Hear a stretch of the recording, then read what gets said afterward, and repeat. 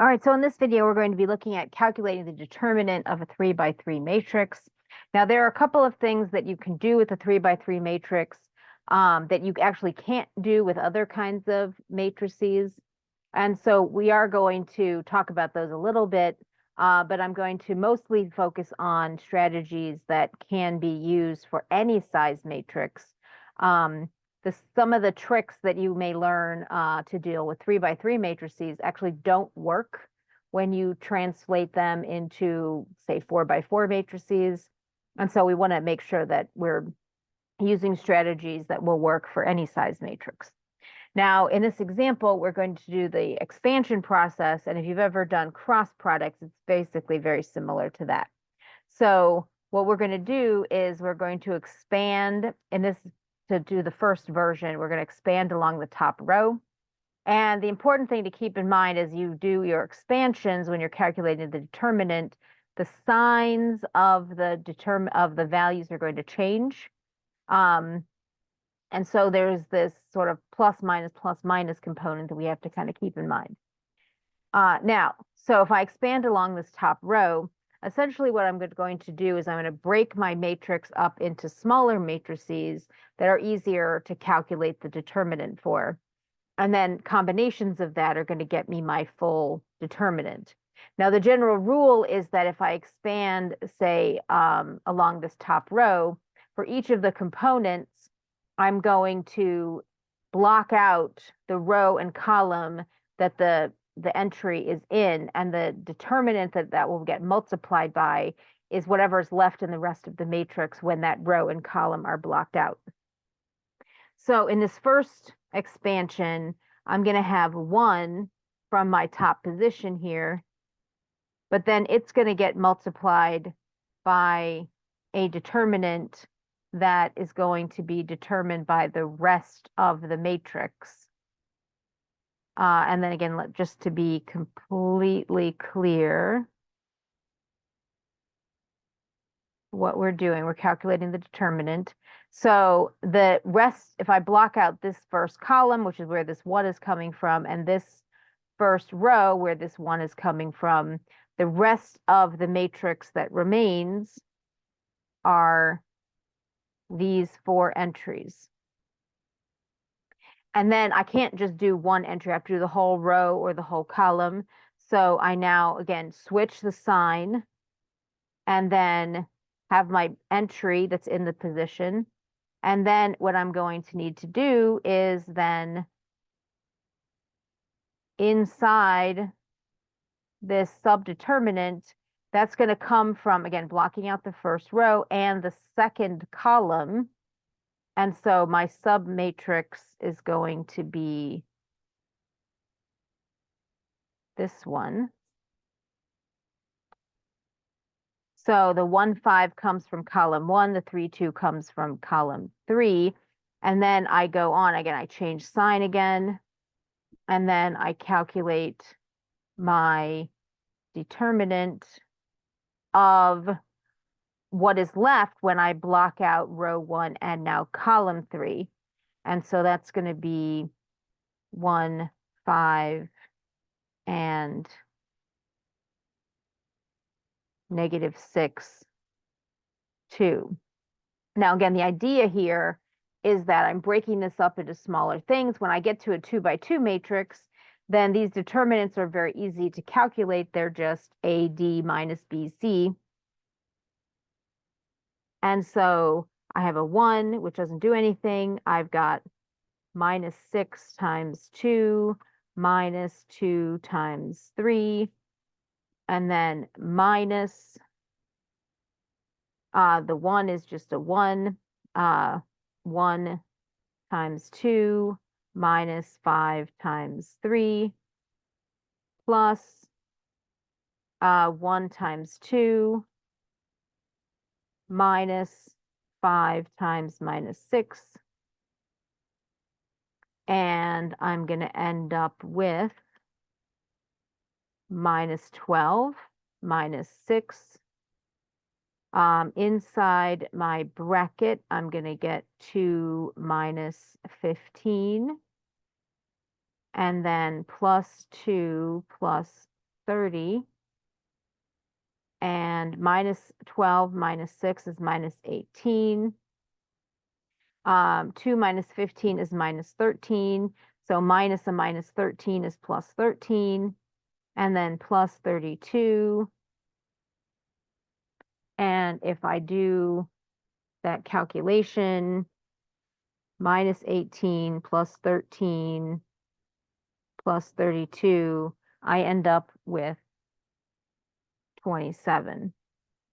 And this is the same coefficient matrix from a previous video where I did Kramer's rule, and using technology, we did in fact get 27. Now, you don't have to expand only on the first row. You could expand on any column or row that you like. Typically, you would want to find out where the most zeros were and expand upon that. In this case, there are no zeros, so that doesn't really matter. But we could easily expand upon, let's say, the third column. And we should get the same answer again. So if I expand on the third column, again, keep in mind plus, minus, plus, minus, plus. So every time you move over or down an entry, you change the sign. So if I'm going to do this third column, I have a plus to start with, and my matrix that I need to calculate the determinant of, again, blocking first row, third column, I'm going to end up with 1, negative 6, 5, 2. But then in the next row down, that was a plus, so now this is a minus. And I put in my, well, what comes out of here? I'm blocking the final column, but the second row.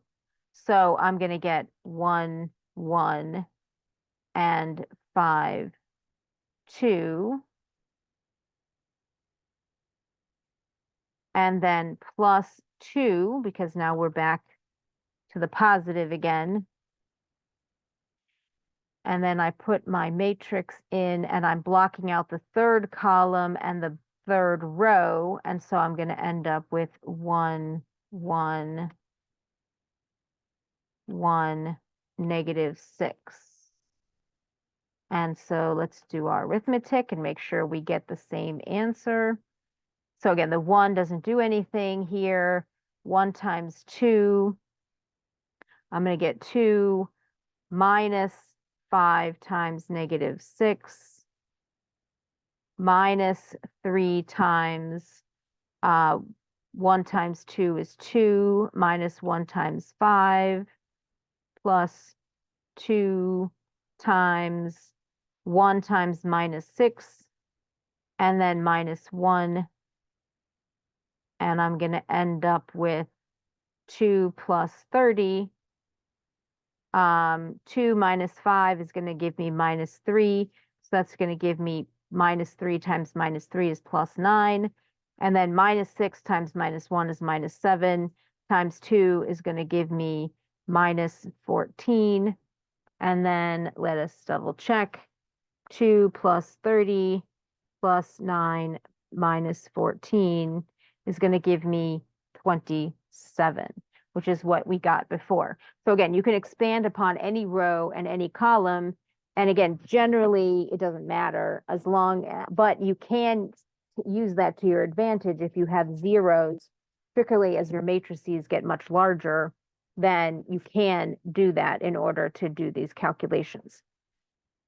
Now, sometimes when you're doing a lot of 3 dimensions, there is another way that some people will be taught to do determinants in 3 dimensions. And I just want to kind of make sure that we're clear that while this does work in 3 dimensions, it will not work in other dimensions. And so what you're sometimes taught to do is to take your first 2 rows of your matrix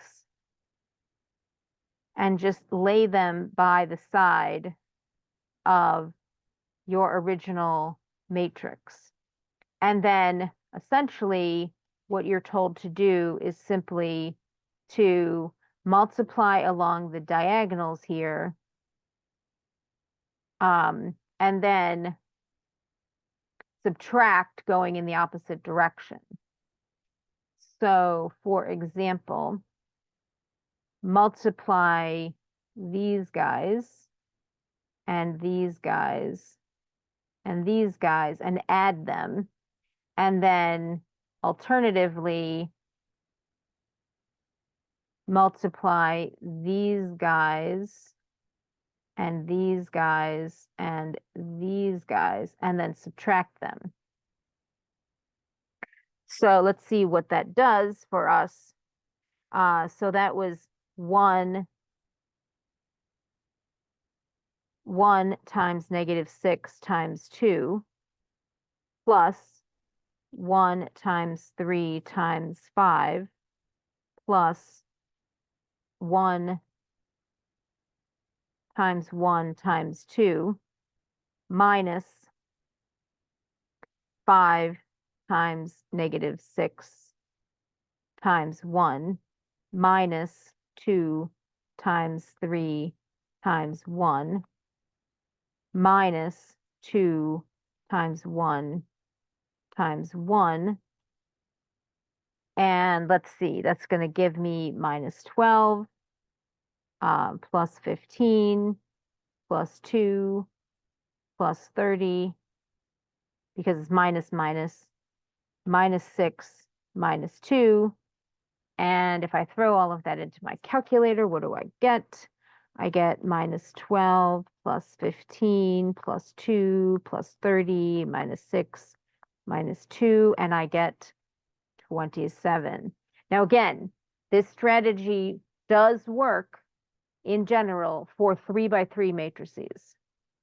And again, it is computationally somewhat efficient. It doesn't take up as much space as maybe breaking out our determinants. But it is very important to keep in mind, this trick does not work with bigger matrices. It only works with 3x3. So just kind of be aware of that. It's a lovely trick, but it is a trick for 3x3 only.